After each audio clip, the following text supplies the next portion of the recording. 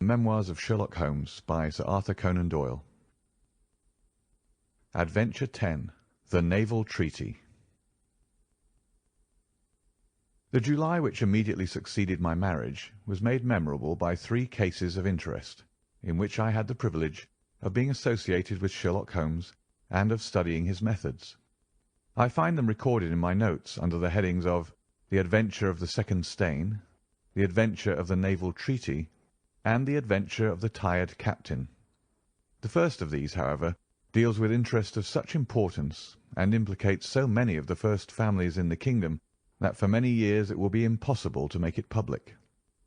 No case, however, in which Holmes was engaged has ever illustrated the value of his analytical methods so clearly or has impressed those who were associated with him so deeply. I still retain an almost verbatim report of the interview in which he demonstrated the true facts of the case to Monsieur de Buch of the Paris police, and Fritz von Waldbaum, the well-known specialist of Danzig, both of whom had wasted their energies upon what proved to be side issues.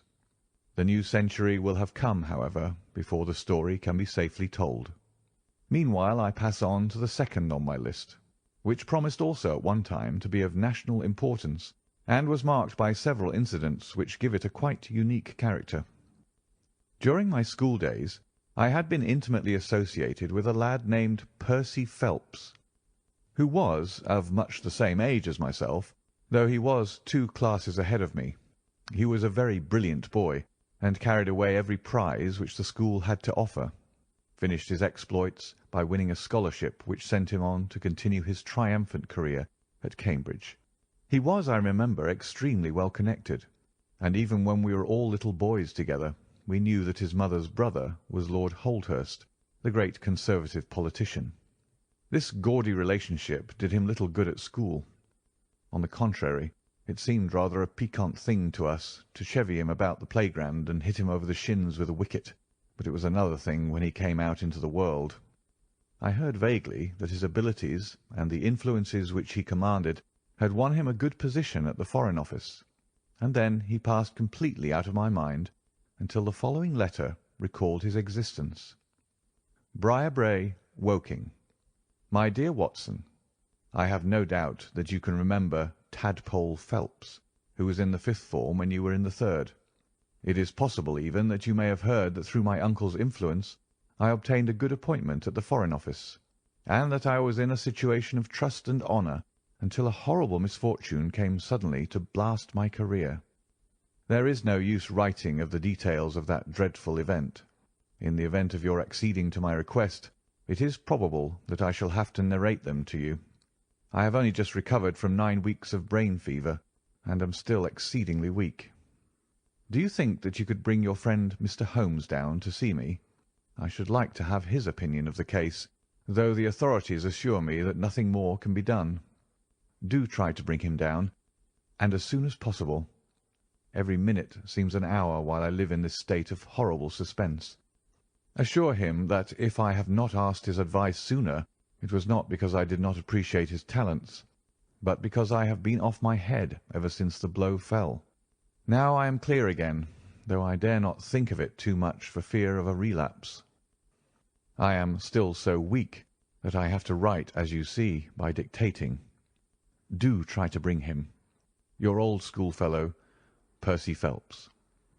There was something that touched me as I read this letter, something pitiable in the reiterated appeals to bring Holmes. So moved was I that even had it been a difficult matter, I should have tried it. But of course I knew well that Holmes loved his art, so that he was ever as ready to bring his aid as his client could be to receive it. My wife agreed with me that not a moment should be lost in laying the matter before him, and so within an hour of breakfast time I found myself back once more in the old rooms in Baker Street. Holmes was seated at his side table, clad in his dressing gown, and working hard over a chemical investigation. A large curved retort was boiling furiously in the bluish flame of a Bunsen burner, and the distilled drops were condensing into a 2-litre measure. My friend hardly glanced up as I entered, and I, seeing that his investigation must be of importance, seated myself in an armchair and waited. He dipped into this bottle or that, drawing out a few drops of each with his glass pipette, and finally brought a test tube containing a solution over to the table. In his right hand he held a slip of litmus paper. "You come at a crisis, Watson," said he. "If this paper remains blue, all is well. If it turns red, it means a man's life." He dipped it into the test tube, and it flushed at once into a dull, dirty crimson. I thought as much," he cried. "I will be at your service in an instant, Watson. You will find tobacco in the Persian slipper." He turned to his desk and scribbled off several telegrams, which were handed over to the page boy. Then he threw himself down into the chair opposite and drew up his knees until his fingers clasped round his long, thin shins. "A very commonplace little murder," said he. "You've got something better, I fancy. You are the stormy petrel of crime, Watson. What is it?" I handed him the letter, which he read with the most concentrated attention. "It does not tell us very much, does it?" he remarked, as he handed it back to me. "Hardly anything. And yet the writing is of interest. But the writing is not his own." "Precisely. It is a woman's." "A man's, surely," I cried. "No, a woman's, and a woman of rare character. You see, at the commencement of an investigation, it is something to know that your client is in close contact with someone who, for good or evil, has an exceptional nature. My interest is already awakened in the case. If you are ready, we will start at once for Woking, and see this diplomatist who is in such evil case, and the lady to whom he dictates his letter." We were fortunate enough to catch an early train at Waterloo, and in a little under an hour we found ourselves among the fir woods and the heather of Woking. Briarbrae proved to be a large, detached house standing in extensive grounds within a few minutes' walk of the station. On sending in our cards we were shown into an elegantly appointed drawing-room, where we were joined in a few minutes by a rather stout man, who received us with much hospitality. His age may have been nearer 40 than 30, but his cheeks were so ruddy and his eyes so merry that he still conveyed the impression of a plump and mischievous boy. "I am so glad that you've come," said he, shaking our hands with effusion. "Percy has been inquiring for you all morning. Ah, poor old chap! He clings to any straw. His father and his mother asked me to see you, for the mere mention of the subject is very painful to them." "We have no details yet," observed Holmes. "I perceive that you are not yourself a member of the family." Our acquaintance looked surprised, and then, glancing down, he began to laugh. "Of course you saw the J.H. monogram on my locket," said he. "For a moment I thought you had done something clever. Joseph Harrison is my name, and as Percy is to marry my sister Annie, I shall at least be a relation by marriage. You will find my sister in his room, for she has nursed him hand and foot this 2 months back. Perhaps we'd better go in at once, for I know how impatient he is." The chamber in which we were shown was on the same floor as the drawing-room. It was furnished partly as a sitting and partly as a bedroom, with flowers arranged daintily in every nook and corner. A young man, very pale and worn, was lying upon a sofa near the open window, through which came the rich scent of the garden and the balmy summer air. A woman was sitting beside him, who rose as we entered. "Shall I leave, Percy?" she asked. He clutched her hand to detain her. "How are you, Watson?" said he cordially. "I should never have known you under that moustache, and I dare say you would not be prepared to swear to me. This, I presume, is your celebrated friend, Mr. Sherlock Holmes." I introduced him in a few words, and we both sat down. The stout young man had left us, but his sister still remained with her hand in that of the invalid. She was a striking-looking woman, a little short and thick for symmetry, but with a beautiful olive complexion, large, dark Italian eyes, and a wealth of deep black hair. Her rich tints made the white face of her companion the more worn and haggard by the contrast. "I won't waste your time," said he, raising himself upon the sofa. "I'll plunge into the matter without further preamble. I was a happy and successful man, Mr. Holmes, and on the eve of being married." when a sudden and dreadful misfortune wrecked all my prospects in life. I was, as Watson may have told you, in the Foreign Office, and through the influences of my uncle, Lord Holdhurst, I rose rapidly to a responsible position. When my uncle became Foreign Minister in this administration, he gave me several missions of trust, and as I always brought them to a successful conclusion, he came at last to have the utmost confidence in my ability and tact. Nearly 10 weeks ago, to be more accurate, on the 23rd of May, he called me into his private room, and after complimenting me on the good work which I had done, he informed me that he had a new commission of trust for me to execute. "This," said he, taking a grey roll of paper from his bureau, "is the original of that secret treaty between England and Italy, of which, I regret to say, some rumours have already got into the public press. It is of enormous importance that nothing further should leak out. The French or the Russian embassy would pay an immense sum to learn the contents of these papers. They should not leave my bureau, were it not that it is absolutely necessary to have them copied.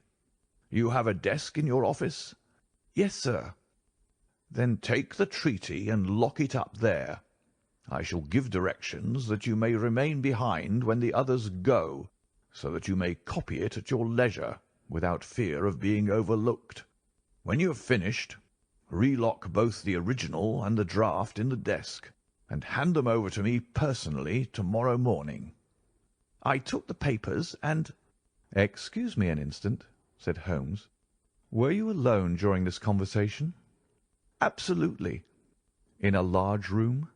30 feet each way." "In the centre?" "Yes, about it." "And speaking low?" "My uncle's voice is always remarkably low. I hardly spoke at all." "Thank you," said Holmes, shutting his eyes. "Pray go on." "I did exactly what he indicated, and waited until the other clerks had departed. One of them in my room, Charles Gorrow, had some arrears of work to make up, so I left him there and went out to dine. When I returned he was gone. I was anxious to hurry my work, for I knew that Joseph, the Mr. Harrison whom you saw just now, was in town, and that he would travel down to Woking by the 11 o'clock train, and I wanted, if possible, to catch it. When I came to re-examine the treaty, I saw at once that it was of such importance that my uncle had been guilty of no exaggeration in what he had said. Without going into details, I may say that it defined the position of Great Britain towards the Triple Alliance, and foreshadowed the policy which this country would pursue in the event of a French fleet gaining a complete ascendancy over that of Italy in the Mediterranean. The questions treated in it were purely naval. At the end were the signatures of the high dignitaries who had signed it. I glanced my eyes over it, and then settled down to make my task of copying. It was a long document, written in the French language, and containing 26 separate articles. I copied as quickly as I could, but at 9 o'clock I had only done 9 articles, and it seemed hopeless for me to attempt to catch my train. I was feeling drowsy and stupid, partly from my dinner, and also from the effects of a long day's work. A cup of coffee would clear my brain. A commissionaire remains all night in a little lodge at the foot of the stairs, and is in the habit of making coffee at his spirit lamp for any of the officials who may be working overtime. I rang the bell, therefore, to summon him. To my surprise, it was a woman who answered the summons, a large, coarse-faced, elderly woman in an apron. She explained that she was the commissionnaire's wife, who did the charring, and I gave her the order for the coffee. I wrote 2 more articles, and then, feeling more drowsy than ever, I rose and walked up and down the room to stretch my legs. My coffee had not yet come, and I wondered what the cause of the delay could be. Opening the door, I started down the corridor to find out. There was a straight passage, dimly lighted, which led from the room in which I had been working, and was the only exit from it. It ended in a curving staircase, with the commissionnaire's lodge in the passage at the bottom. Half-way down this staircase is a small landing with another passage running into it at right angles.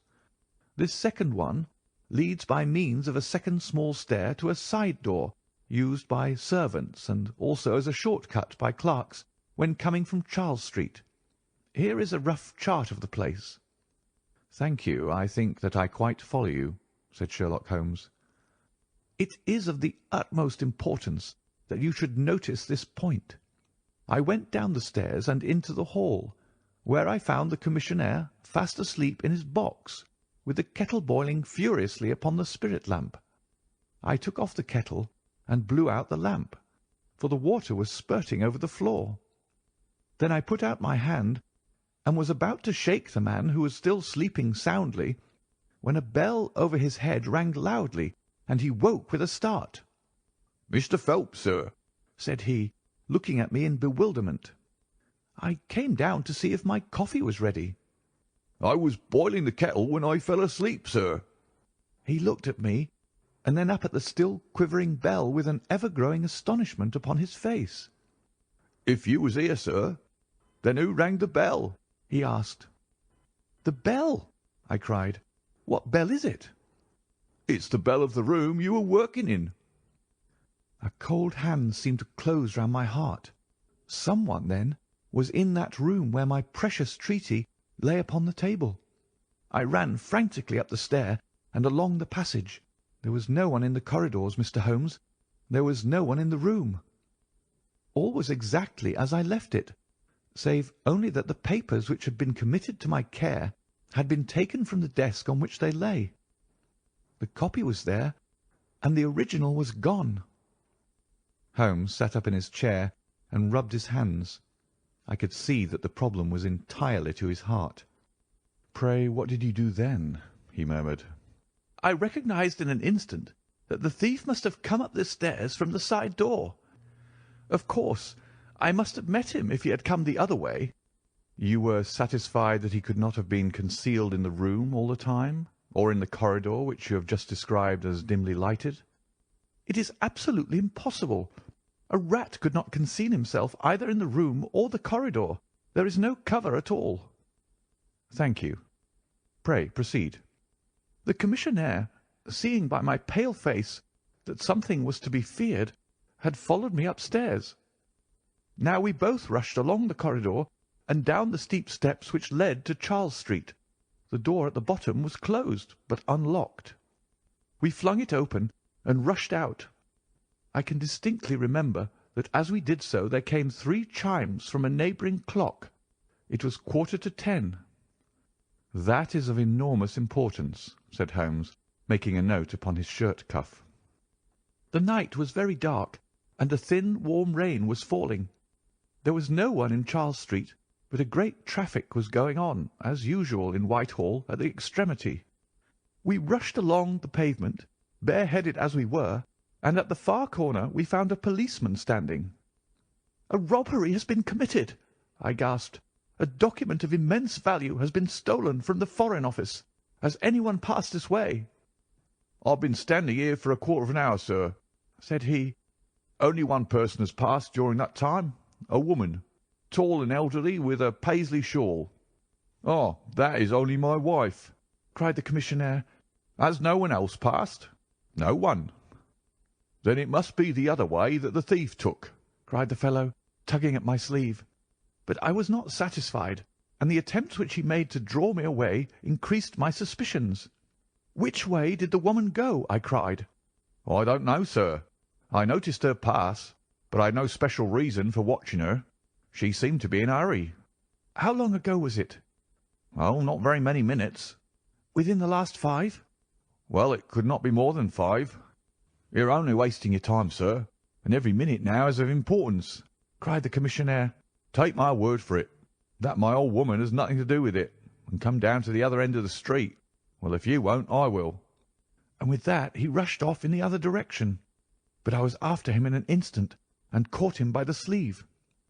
"'Where do you live?' said I. "'16 Ivy Lane, Brixton,' he answered. "'But don't let yourself be drawn away upon a false scent, Mr. Phelps. Come to the other end of the street, and let us see if we can hear of anything." Nothing was to be lost by following his advice. With the policeman we both hurried down, but only to find the street full of traffic, many people coming and going, but all only too eager to get to a place of safety upon so wet a night. There was no lounger who could tell us who had passed. Then we returned to the office and searched the stairs and the passage without result. The corridor which led to the room was laid down with a kind of creamy linoleum, which shows an impression very easily. We examined it very carefully, but found no outline of any footmark. Had it been raining all evening? Since about 7. How is it, then, that the woman who came into the room about 9 left no traces with her muddy boots? I am glad you raised that point. It occurred to me at the time. The charwomen are in the habit of taking off their boots at the commissionnaire's office and putting on list slippers. That is very clear. There were no marks, then, though the night was a wet one.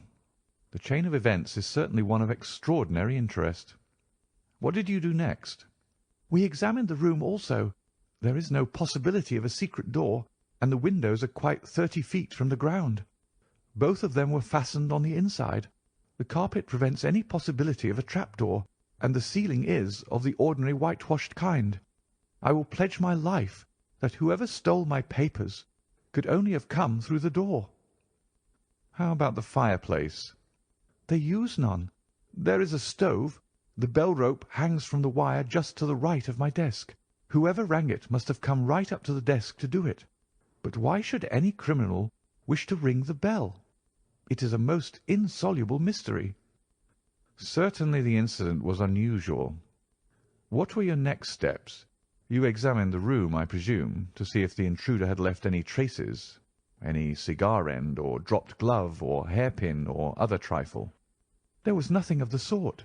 No smell? Well, we never thought of that. Ah, a scent of tobacco would have been worth a great deal to us in such an investigation. I never smoke myself, so I think I should have observed if there had been any smell of tobacco. There was absolutely no clue of any kind.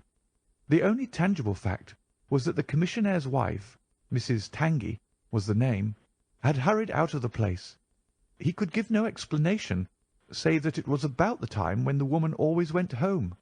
The policeman and I agreed that our best plan would be to seize the woman before she could get rid of the papers, presuming that she had them. The alarm had reached Scotland Yard by this time, and Mr. Forbes, the detective, came round at once and took up the case with a great deal of energy. We hired a hansom, and in half an hour we were at the address which had been given to us. A young woman opened the door, who proved to be Mrs. Tangey's eldest daughter. Her mother had not come back yet, and we were shown into the front room to wait. About 10 minutes later a knock came at the door, and here we made the one serious mistake for which I blame myself. Instead of opening the door ourselves, we allowed the girl to do so. We heard her say, "Mother, there are 2 men in the house waiting to see you," and an instant afterwards we heard the patter of feet rushing down the passage. Forbes flung open the door, and we both ran into the back room or kitchen, but the woman had got there before us. She stared at us with defiant eyes, and then, suddenly, recognizing me, an expression of absolute astonishment came over her face. "Why, if it isn't Mr. Phelps of the office!" she cried. "Come, come! Who did you think we were when you ran away from us?" asked my companion. "I thought you were the brokers," said she. "We have had some trouble with a tradesman." "That's not quite good enough," answered Forbes.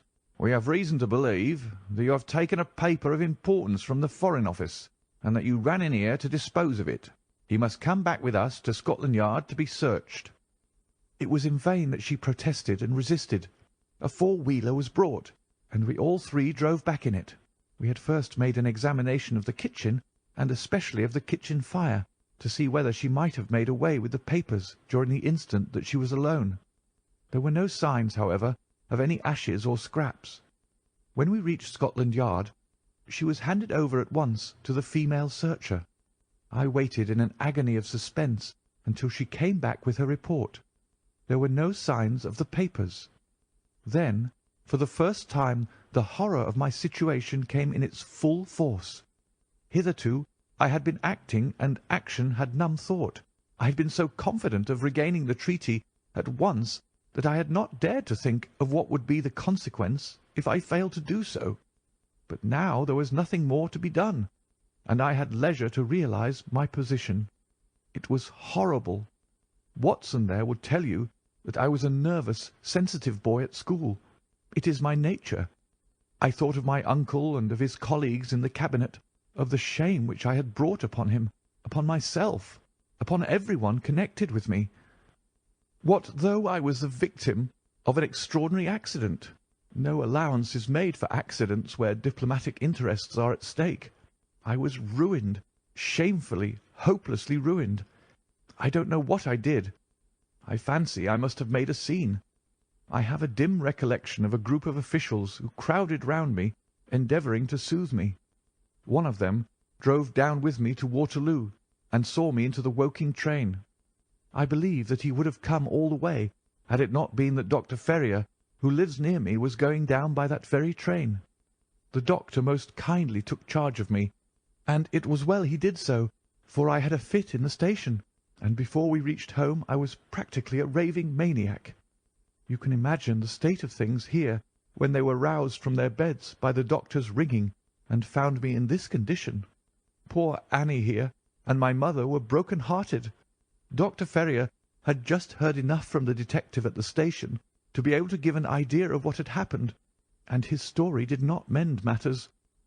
It was evident to all that I was in for a long illness, so Joseph was bundled out of this cheery bedroom, and it was turned into a sick-room for me.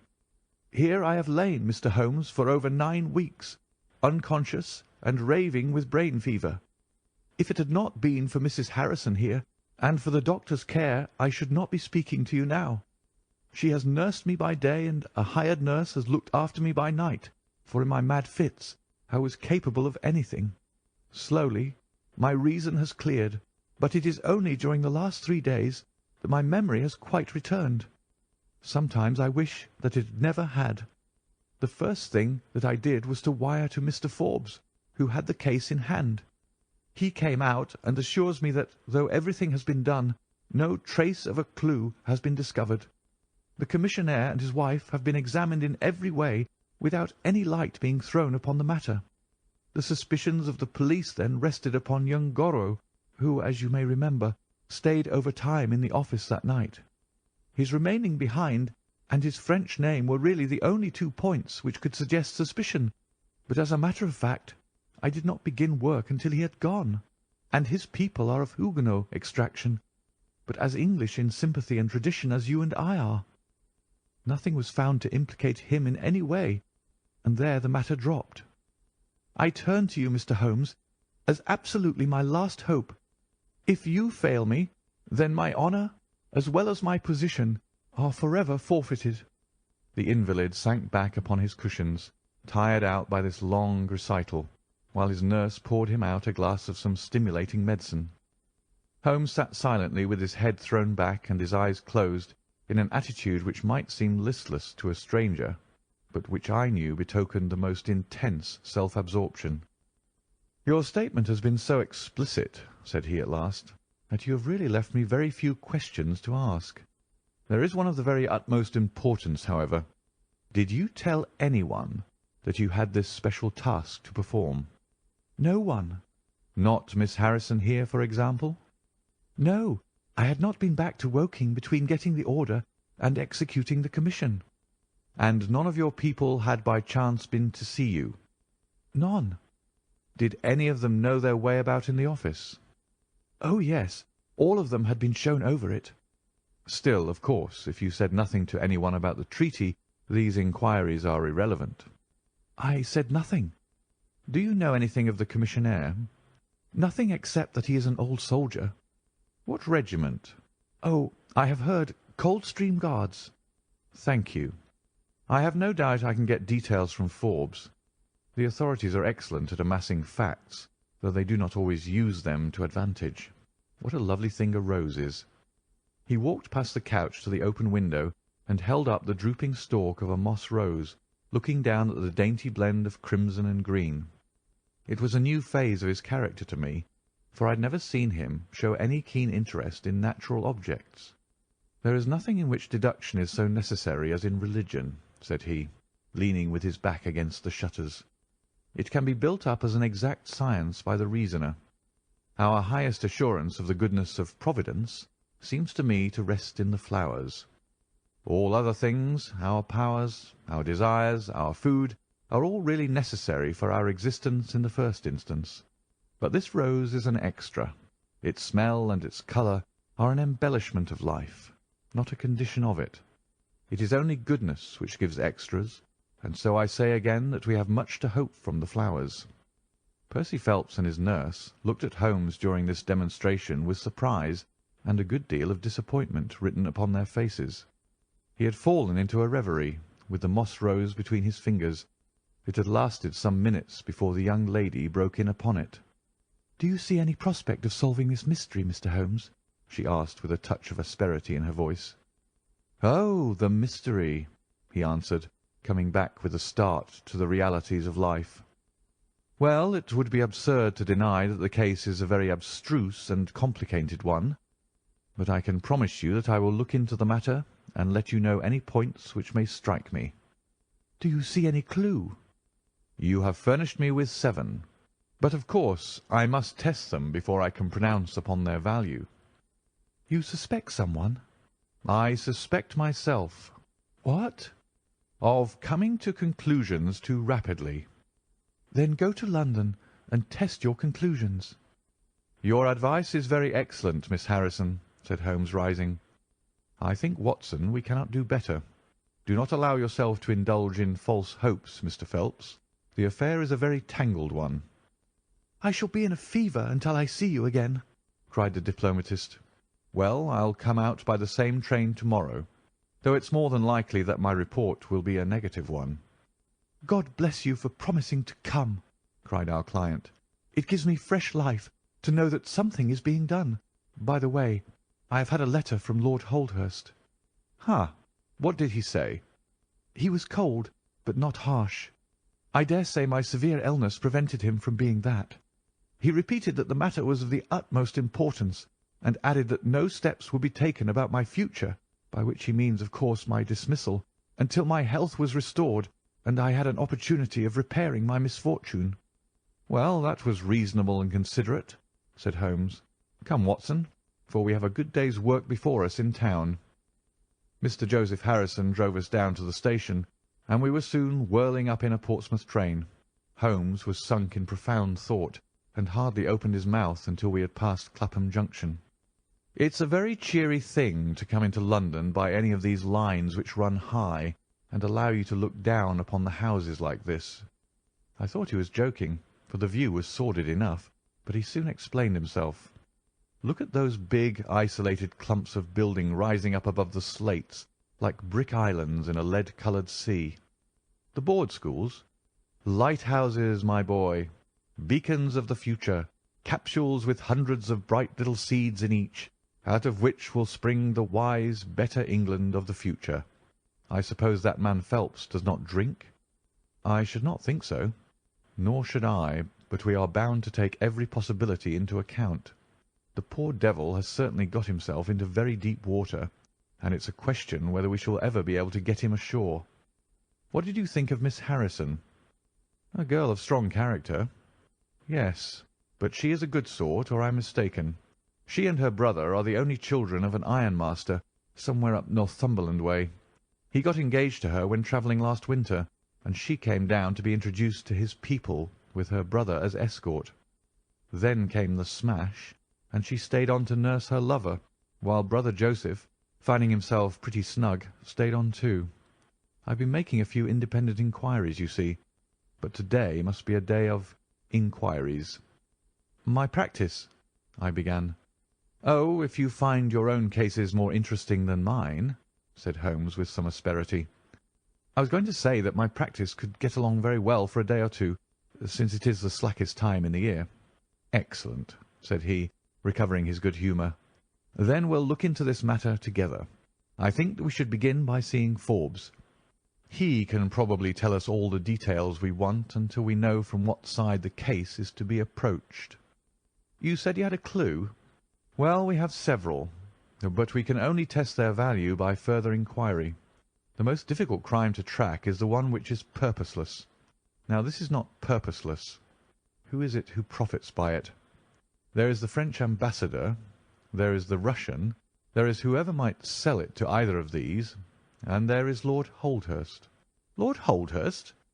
Well, it is just conceivable that a statesman might find himself in a position where he was not sorry to have such a document accidentally destroyed. Not a statesman with the honourable record of Lord Holdhurst. It is a possibility, and we cannot afford to disregard it. We shall see the noble lord to-day, and find out if he can tell us anything. Meanwhile, I have already set inquiries on foot. Already? Yes, I sent wires from Woking Station to every evening paper in London. This advertisement will appear in each of them. He handed over a sheet torn from a notebook. On it was scribbled in pencil, £10 reward, the number of the cab which dropped a fare at or about the door of the Foreign Office in Charles Street at 10:15 in the evening of May 23rd. Apply 221B, Baker Street.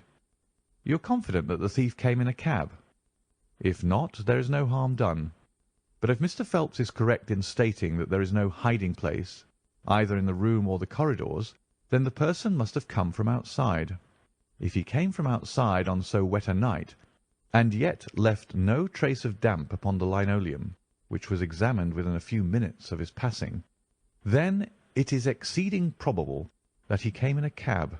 Yes, I think that we may safely deduce a cab. It sounds plausible. That is one of the clues of which I spoke. It may lead us to something. And then, of course, there is the bell, which is the most distinctive feature of the case. Why should the bell ring? Was it the thief who did it out of bravado? Or was it someone who was with the thief who did it in order to prevent the crime? Or was it an accident? Or was it— He sank back into the state of intense and silent thought from which he had emerged, but it seemed to me, accustomed as I was to his every mood, that some new possibility had dawned suddenly upon him. It was 3:20 when we reached our terminus, and after a hasty luncheon at the buffet, we pushed on at once to Scotland Yard. Holmes had already wired to Forbes, and we found him waiting to receive us, a small, foxy man with a sharp but by no means amiable expression. He was decidedly frigid in his manner to us, especially when he heard the errand upon which we had come. "I've heard of your methods before now, Mr. Holmes," said he tartly. "You're ready enough to use all the information that the police can lay at your disposal, and then you try to finish the case yourself and bring discredit on 'em." "On the contrary," said Holmes, "out of my last 53 cases my name has only appeared in 4, and the police have had all the credit in 49. I don't blame you for not knowing this, for you are young and inexperienced, but if you wish to get on in your new duties, you will work with me and not against me." "I'll be very glad of a hint or two," said the detective, changing his manner. "I've certainly had no credit from the case so far." "What steps have you taken?" "Tanguy, the commissionaire, has been shadowed. He left the Guards with a good character, and we can find nothing against him. His wife is a bad lot, though. I fancy she knows more about this than appears." "Have you shadowed her?" "We have set one of our women on to her. Mrs. Tanguy drinks, and our woman has been with her twice when she was well on, but she could get nothing out of her." "I understand that they have brokers in the house." "Yes, but they were paid off." "Where did the money come from?" "That was all right. His pension was due. They have not shown any sign of being in funds." "What explanation did she give of having answered the bell when Mr. Phelps rang for the coffee?" "She said that her husband was very tired and she wished to relieve him." "Well, certainly that would agree with his being found a little later asleep in his chair. There is nothing against them, then, but the woman's character. Did you ask her why she hurried away that night? Her haste attracted the attention of the police constable." "She was later than usual and wanted to get home." "Did you point out to her that you and Mr. Phelps, who started at least 20 minutes after her, got home before her?" She explains that by the difference between a bus and a hansom." "Did she make it clear why, on reaching her house, she ran into the back kitchen?" "Because she had the money there with which to pay off the brokers." "She has at least an answer for everything. Did you ask her whether in leaving she met anyone or saw anyone loitering about Charles Street?" "She saw no one but the constable." "Well, you seem to have cross-examined her pretty thoroughly. What else have you done?" "The clerk, Gorrow, has been shadowed all these 9 weeks, but without result. We can show nothing against him." "Anything else?" "Well, we have nothing else to go upon. No evidence of any kind." "Have you formed a theory about how that bell rang?" "Well, I must confess that it beats me. It was a cool hand, whoever it was, to go and give the alarm like that." "Yes, it was a queer thing to do. Many thanks to you for what you've told me. If I can put the man into your hands, you shall hear from me. Come along, Watson." "Where are we going to now?" I asked as we left the office. "We are now going to interview Lord Holdhurst, the Cabinet Minister and future Premier of England." We were fortunate in finding that Lord Holdhurst was still in his chambers in Downing Street, and on Holmes sending in his card we were instantly shown up. The statesman received us with that old-fashioned courtesy for which he is remarkable, and seated us on the 2 luxuriant loungers on either side of the fireplace. Standing on the rug between us, with his slight, tall figure, his sharp features, thoughtful face, and curling hair prematurely tinged with grey, he seemed to represent that not too common type, a nobleman who is in truth noble. "Your name is very familiar to me, Mr. Holmes," said he, smiling, "and of course I cannot pretend to be ignorant of the object of your visit. There has only been one occurrence in these offices which could call for your attention. In whose interest are you acting, may I ask?" "In that of Mr. Percy Phelps," answered Holmes. "Ah, my unfortunate nephew. You can understand that our kinship makes it the more impossible for me to screen him in any way. I fear that the incident must have a very prejudicial effect upon his career." "But if the document is found?" "Ah, that of course would be different." "I had 1 or 2 questions which I wish to ask you, Lord Holdhurst." "I shall be happy to give you any information in my power." "Was it in this room that you gave your instructions as to the copying of the document?" "It was." "Then you could hardly have been overheard." "It is out of the question." "Did you ever mention to anyone that it was your intention to give anyone the treaty to be copied?" "Never." "You are certain of that?" "Absolutely." "Well, since you never said so, and Mr. Phelps never said so, and nobody else knew anything of the matter, then the thief's presence in the room was purely accidental. He saw his chance, and he took it." The statesman smiled. "You take me out of my province there," said he. Holmes considered for a moment. "There is another very important point which I wish to discuss with you," said he. "You feared, as I understand, that very grave results might follow from the details of this treaty becoming known." A shadow passed over the expressive face of the statesman. "Very grave results indeed." "And have they occurred?" "Not yet." "If the treaty had reached, let us say, the French or Russian Foreign Office, you would expect to hear of it." "I should," said Lord Holdhurst with a wry face. "Since nearly 10 weeks have elapsed, then, and nothing has been heard, it is not unfair to suppose that for some reason the treaty has not reached them." Lord Holdhurst shrugged his shoulders. "We can hardly suppose, Mr. Holmes, that the thief took the treaty in order to frame it and hang it up." "Perhaps he's waiting for a better price." "If he waits a little longer, he will get no price at all. The treaty will cease to be secret in a few months." "That is most important," said Holmes. "Of course, it is a possible supposition that the thief has had a sudden illness." "An attack of brain fever, for example?" asked the statesman, flashing a swift glance at him. "I did not say so," said Holmes imperturbably. And now, Lord Holdhurst, we have already taken up too much of your valuable time, and we shall wish you good day." "Every success to your investigation, be the criminal who it may," answered the nobleman as he bowed us out the door. "He's a fine fellow," said Holmes as we came out into Whitehall, "but he has a struggle to keep up his position. He is far from rich and has many calls. You noticed, of course, that his boots had been resoled. Now, Watson, I won't detain you from your legitimate work any longer.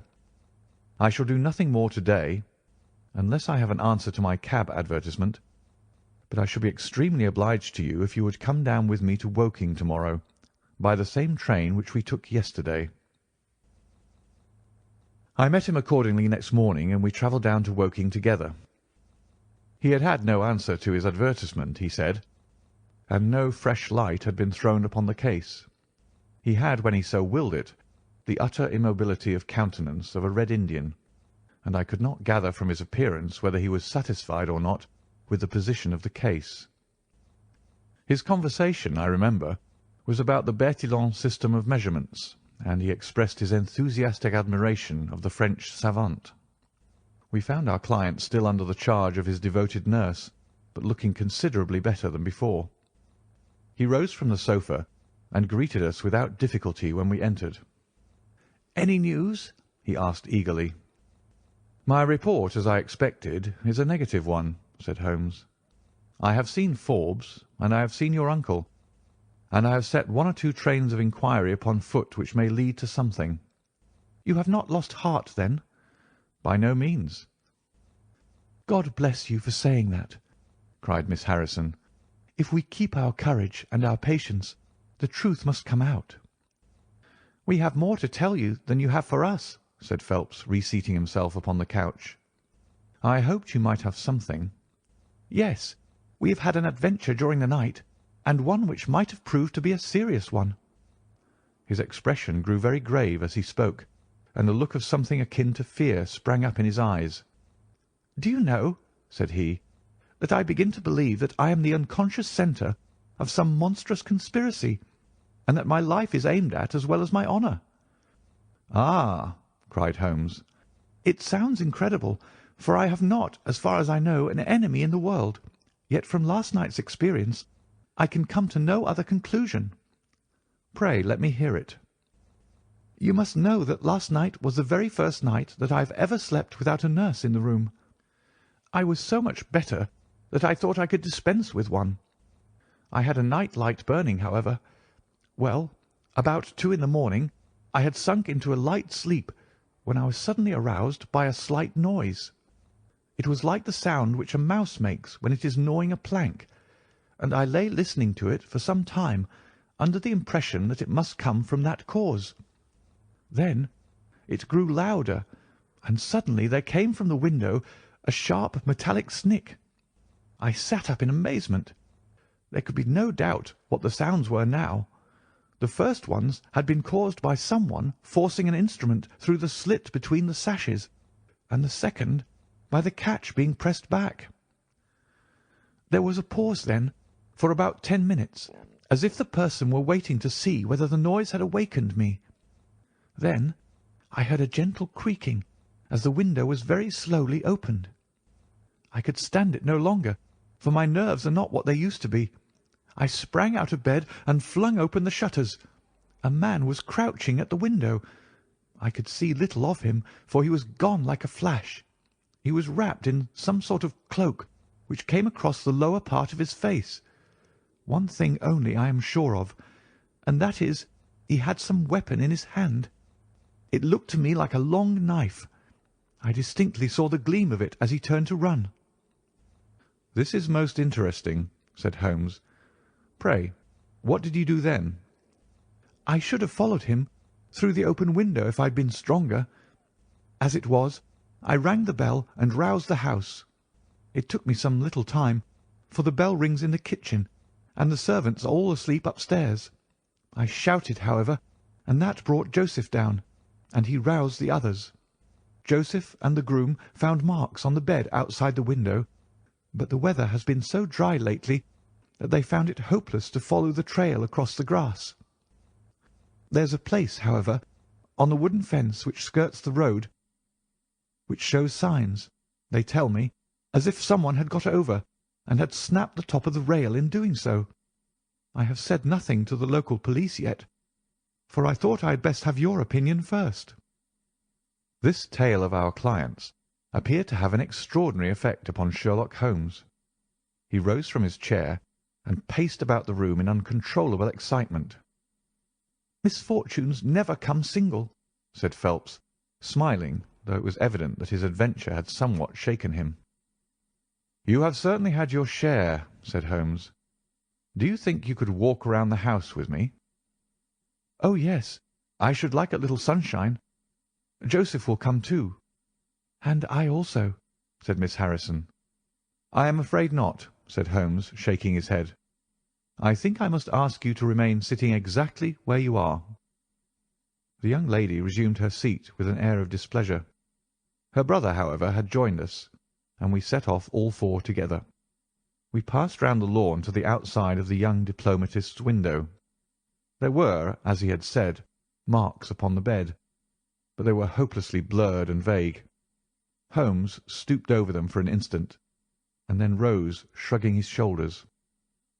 "I don't think anyone could make much of this," said he. "Let us go round the house and see why this particular room was chosen by the burglar. I should have thought those larger windows of the drawing-room and dining-room would have had more attractions for him." "They are more visible from the road," suggested Mr. Joseph Harrison. "Ah, yes, of course. There is a door here which he might have attempted. What is it for?" "It is a side entrance for tradespeople. Of course, it is locked at night." "Have you ever had an alarm like this before?" "Never," said our client. "Do you keep plate in the house, or anything to attract burglars?" "Nothing of value." Holmes strolled round the house with his hands in his pockets and a negligent air which was unusual with him. "By the way," said he to Joseph Harrison, "you found some place, I understand, where the fellow scaled the fence. Let us have a look at it." The plump young man led us to a spot where the top of one of the wooden rails had been cracked. A small fragment of the wood was hanging down. Holmes pulled it off and examined it critically. "Do you think that was done last night? It looks rather old, does it not?" "Well, possibly so." "There are no marks of anyone jumping down upon the other side." "No. I fancy we shall get no help here. Let us go back to the bedroom and talk the matter over." Percy Phelps was walking very slowly, leaning upon the arm of his future brother-in-law. Holmes walked swiftly across the lawn, and we were at the open window of the bedroom long before the others came.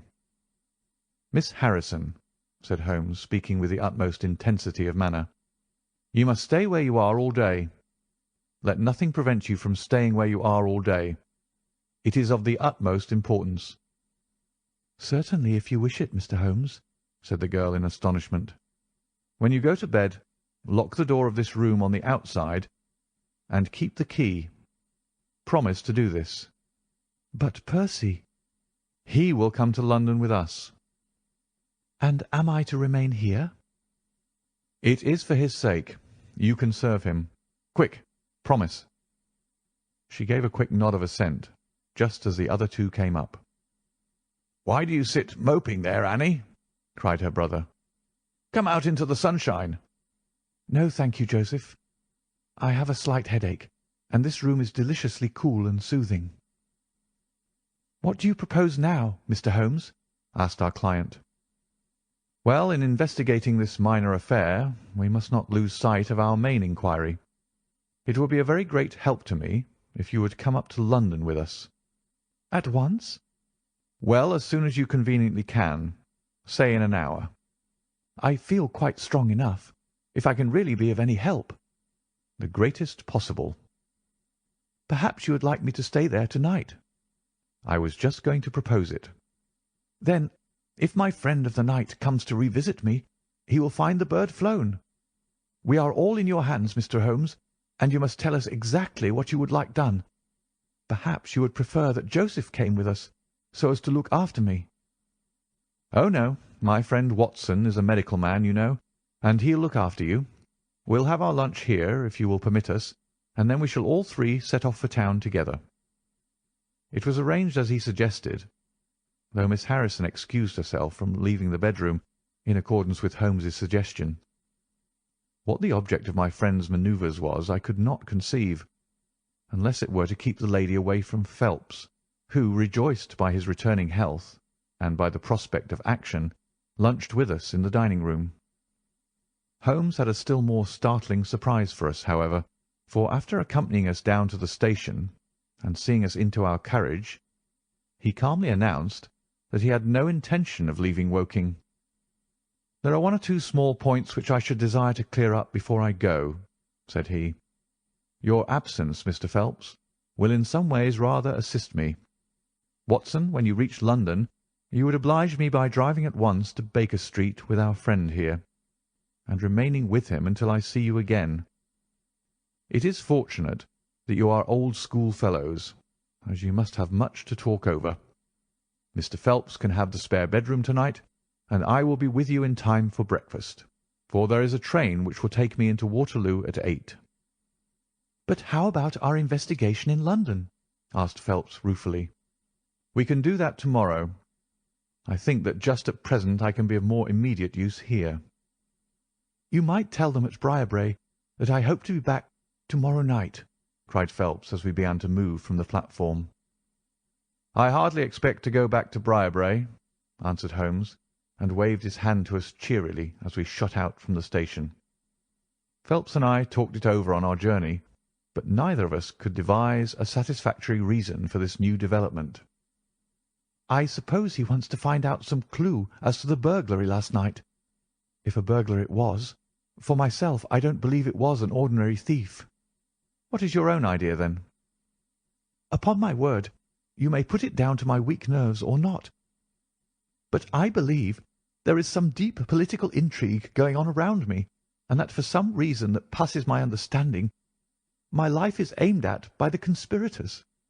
It sounds high-flown and absurd, but consider the facts.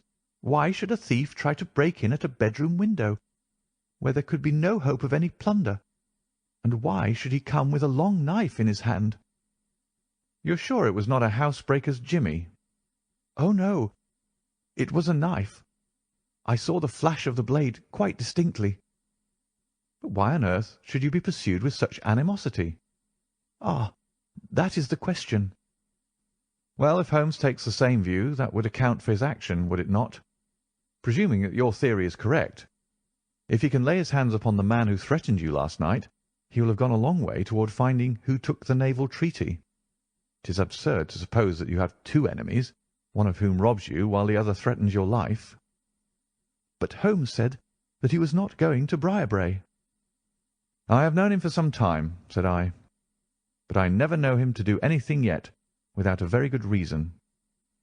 And with that our conversation drifted off on to other topics. But it was a weary day for me. Phelps was still weak after his long illness, and his misfortune made him querulous and nervous. In vain I endeavoured to interest him in Afghanistan, in India, in social questions, in anything which might take his mind out of the groove. He would always come back to his lost treaty, wondering, guessing, speculating as to what Holmes was doing, what steps Lord Holdhurst was taking, what news we should have in the morning. As the evening wore on, his excitement became quite painful. "You have implicit faith in Holmes?" he asked. "I have seen him do some remarkable things." "But he never brought light into anything quite so dark as this." "Oh, yes, I have known him solve questions which presented fewer clues than yours." "But not where such large interests are at stake." "I don't know that. To my certain knowledge he has acted on behalf of 3 of the reigning houses of Europe in very vital matters." "But you know him well, Watson. He is such an inscrutable fellow that I never quite know what to make of him. Do you think he is hopeful? Do you think he expects to make a success of it?" "He has said nothing." "That is a bad sign." "On the contrary, I have noticed that when he is off the trail he generally says so. It is when he is on a scent and is not quite absolutely sure yet that it is the right one that he is most taciturn. Now, my dear fellow, we can't help matters by making ourselves nervous about them, so let me implore you to go to bed, and so be fresh for whatever may await us tomorrow." I was able at last to persuade my companion to take my advice, though I knew from his excited manner that there was not much hope of sleep for him. Indeed, his mood was infectious, for I lay tossing half the night myself, brooding over this strange problem and inventing 100 theories, each of which was more impossible than the last. Why had Holmes remained at Woking? Why had he asked Miss Harrison to remain in the sick-room all day? Why had he been so careful not to inform the people at Briarbrae that he intended to remain near them? I cudgelled my brains until I fell asleep in the endeavour to find some explanation which would cover all these facts. It was 7 o'clock when I awoke, and I set off at once for Phelps's room, to find him haggard and spent after a sleepless night. His first question was whether Holmes had arrived yet. "He'll be here when he promised," said I, "and not an instant sooner or later." And my words were true, for shortly after 8 a hansom dashed up to the door, and our friend got out of it. Standing in the window, we saw that his left hand was swathed in a bandage, and that his face was very grim and pale. He entered the house, but it was some little time before he came upstairs. "He looks like a beaten man," cried Phelps. I was forced to confess that he was right. "After all," said I, "the clue of the matter lies probably here in town." Phelps gave a groan. "I don't know how it is," said he, "but I had hoped for so much from his return. But surely his hand was not tied up like that yesterday. What can be the matter?" "You are not wounded, Holmes?" I asked as my friend entered the room. "Tut, it is only a scratch through my own clumsiness," he answered, nodding his good mornings to us. "This case of yours, Mr. Phelps, is certainly one of the darkest which I have ever investigated." "I feared that you would find it beyond you." "It has been a most remarkable experience." "That bandage tells of adventures," said I. "Won't you tell us what has happened?" "After breakfast, my dear Watson. Remember that I have breathed 30 miles of Surrey air this morning. I suppose that there has been no answer from my cabman advertisement. Well, well, we cannot expect to score every time." The table was all laid, and just as I was about to ring, Mrs. Hudson entered with the tea and coffee. A few minutes later she brought in 3 covers, and we all drew up to the table. Holmes ravenous, I curious, and Phelps in the gloomiest state of depression. "Mrs. Hudson has risen to the occasion," said Holmes, uncovering a dish of curried chicken. "Her cuisine is a little limited, but she has as good an idea of breakfast as a Scotchwoman. What have you here, Watson?" "Ham and eggs," I answered. "Good. What are you going to take, Mr. Phelps? Curried fowl or eggs? Or will you help yourself?" "Thank you, I can eat nothing," said Phelps. "Oh, come, try the dish before you." "Thank you, I would really rather not." "Well, then," said Holmes with a mischievous twinkle, "I suppose that you have no objection to helping me?" Phelps raised the cover, and as he did so he uttered a scream, and sat there staring with a face as white as the plate upon which he looked. Across the centre of it was lying a little cylinder of blue-grey paper. He caught it up, devoured it with his eyes, and then danced madly about the room, pressing it to his bosom and shrieking out in his delight. Then he fell back into an armchair, so limp and exhausted with his own emotions that we had to pour brandy down his throat to keep him from fainting. "There, there," said Holmes, soothing, patting him upon the shoulder. "It was too bad to spring it on you like this, but Watson here will tell you that I never can resist a touch of the dramatic." Phelps seized his hand and kissed it. "God bless you!" he cried. "You have saved my honour." "Well, my own was at stake, you know," said Holmes. "I assure you it is just as hateful to me to fail in a case as it can be to you to blunder over a commission." Phelps thrust away the precious document into the innermost pocket of his coat. "I have not the heart to interrupt your breakfast any further, and yet I am dying to know how you got it and where it was." Sherlock Holmes swallowed a cup of coffee and turned his attention to the ham and eggs. Then he rose, lit his pipe, and settled himself down into his chair. "I'll tell you what I did first, and how I came to do it afterwards," said he. "After leaving you at the station, I went for a charming walk through some admirable Surrey scenery to a pretty little village called Ripley, where I had my tea at an inn, and took the precaution of filling my flask and of putting a paper of sandwiches in my pocket. There I remained until evening, when I set off for Woking again, and found myself in the high road outside Briarbrae just after sunset. Well, I waited until the road was clear. It is never a very frequent one at any time, I fancy, and then I clambered over the fence into the grounds." "Surely the gate was open?" ejaculated Phelps. "Yes, but I have a peculiar taste in these matters. I chose the place where the 3 fir trees stand, and behind their screen I got over without the least chance of anyone in the house being able to see me. I crouched down among the bushes on the other side, and crawled from one to the other, witness the disreputable state of my trouser knees, until I had reached the clump of rhododendrons just opposite to your bedroom window. There I squatted down and awaited developments. The blind was not down in your room, and I could see Miss Harrison sitting there, reading by the table. It was 10:15 when she closed her book, fastened the shutters, and retired. I heard her shut the door, and felt quite sure that she had turned the key in the lock." "The key!" ejaculated Phelps. "Yes, I had given Miss Harrison instructions to lock the door on the outside and take the key with her when she went to bed. She carried out every one of my injunctions to the letter, and certainly without her cooperation you would not have that paper in your coat pocket. She departed then, and the lights went out, and I was left squatting in the rhododendron bush. The night was fine, but still it was a very weary vigil. Of course it has the sort of excitement about it that the sportsman feels when he lies beside the watercourse and waits for the big game. It was very long, though, almost as long, Watson, as when you and I waited in that deadly room when we looked into the little problem of the speckled band. There was a church clock down at Woking which struck the quarters, and I thought more than once that it had stopped.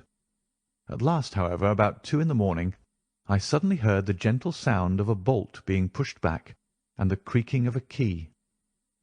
A moment later the servants' door was opened, and Mr. Joseph Harrison stepped out into the moonlight. "Joseph!" ejaculated Phelps. He was bareheaded, but he had a black coat thrown over his shoulder so that he could conceal his face in an instant if there were any alarm.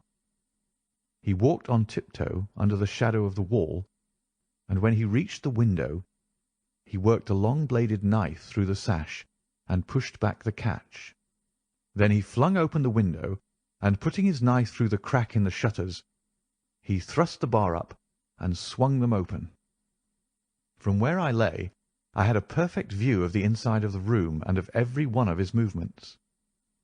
He lit the 2 candles which stood upon the mantelpiece, and then he proceeded to turn back the corner of the carpet in the neighbourhood of the door.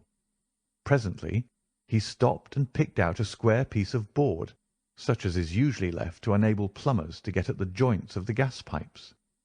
This one covered, as a matter of fact, the T-joint which gives off the pipe which supplies the kitchen underneath. Out of this hiding-place he drew that little cylinder of paper, pushed down the board, rearranged the carpet, blew out the candles, and walked straight into my arms as I stood waiting for him outside the window. Well, he has rather more viciousness than I gave him credit for, has Master Joseph. He flew at me with his knife, and I had to grasp him twice, and got a cut over the knuckles before I had the upper hand of him.